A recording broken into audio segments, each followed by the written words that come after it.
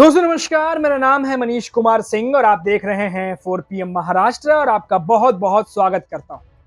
दोस्तों आज राहुल गांधी ने प्रेस कॉन्फ्रेंस की। महाराष्ट्र में चुनाव में हुई बड़ी धांधली को लेकर के एक सनसनीखेज प्रेस कॉन्फ्रेंस। जी हां दोस्तों, जहां उन्होंने गिनाया एक एक करके कि वोटर लिस्ट में क्या क्या गड़बड़ियां हुई हैं। उनकी इस प्रेस कॉन्फ्रेंस को ना सिर्फ आज पूरी मीडिया ने कवर किया, बल्कि आज सबकी नजरें राहुल गांधी के इस प्रेस कॉन्फ्रेंस पर बनी हुई। एक एक करके आपको बताते हैं कि राहुल गांधी ने ये जो प्रेस कॉन्फ्रेंस की है, जिस पर सबकी नजरें काफी दिनों से थी, क्योंकि राहुल गांधी कह रहे थे कि उनके पास एटम बॉम्ब है, जब फूटेगा तो पूरा देश देखेगा। एक एक करके बताते हैं कि राहुल गांधी ने क्या कुछ कहा है। कांग्रेस के वरिष्ठ नेता राहुल गांधी ने वोटर लिस्ट वेरिफिकेशन में गड़बड़ियों को लेकर के एक बार फिर चुनाव आयोग पर सवाल खड़े किए हैं।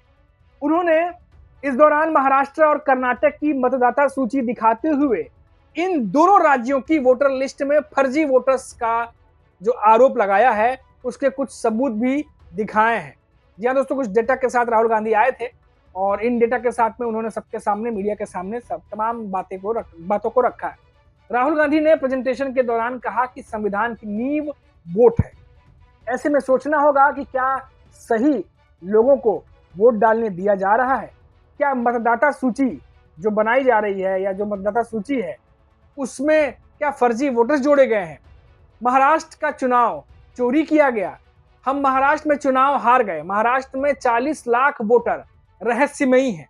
यहाँ 5 महीने में कई वोटर जोड़े गए। जी हाँ दोस्तों, ये राहुल गांधी जो है वो लगातार इन सवालों को खड़ा किया। उन्होंने प्रेस कॉन्फ्रेंस की, बाकायदा एलईडी स्क्रीन पर डेटा दिखाए हैं और एक एक करके तमाम सवाल जो है वो पूछे हैं और मीडिया और देश के सामने कई चीजों को उन्होंने रखा है।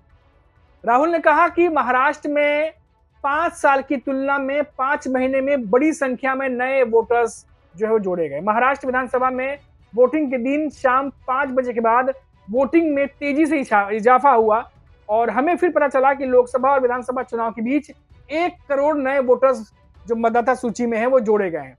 वोटर लिस्ट को लेकर चुनाव आयोग जवाब देना चाहिए। उन्हें बताना चाहिए कि क्या वोटर लिस्ट सही है या गलत।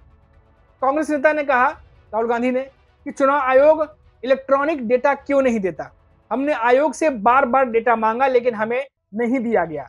यहां तक कि चुनाव आयोग ने हमें जवाब देने से भी इनकार कर दिया। तो पहले सुनिए दोस्तों, राहुल गांधी जो है वो क्या कह रहे हैं। एक बार पहले आपको वीडियो हम दिखाते हैं, एक बार सुनिए।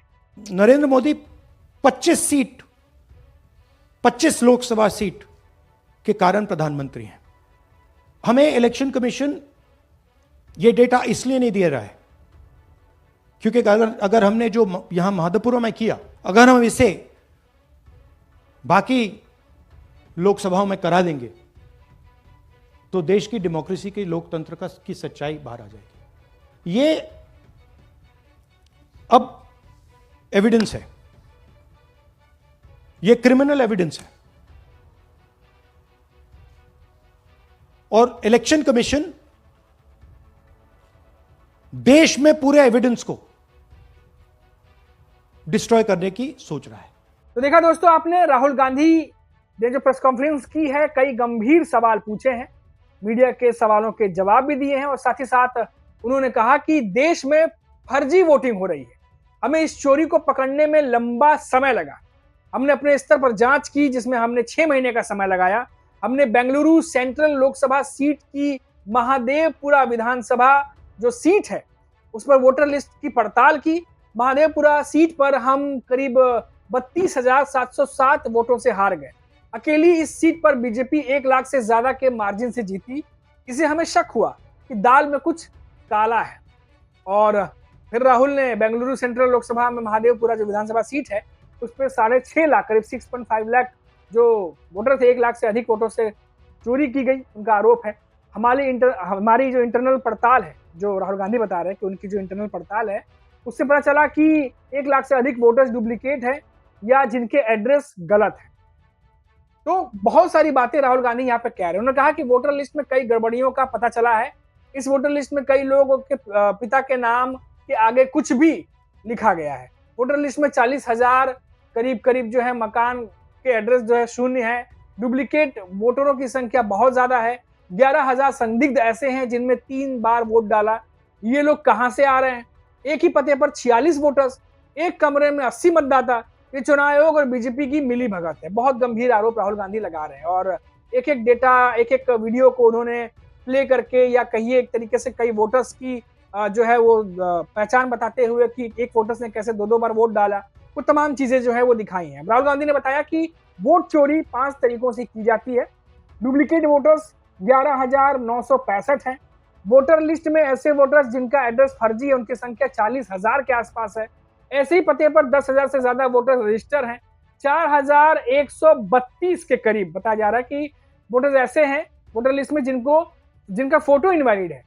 तो अब दोस्तों इसके साथ साथ जो डेटा दिया, जिसमें बताया जा रहा है राहुल गांधी की तरफ से जो उन्होंने पूरी जांच पड़ताल की है, छानबीन की है कि डुप्लीकेट वोटर्स जो है वो 11,965 के करीब है।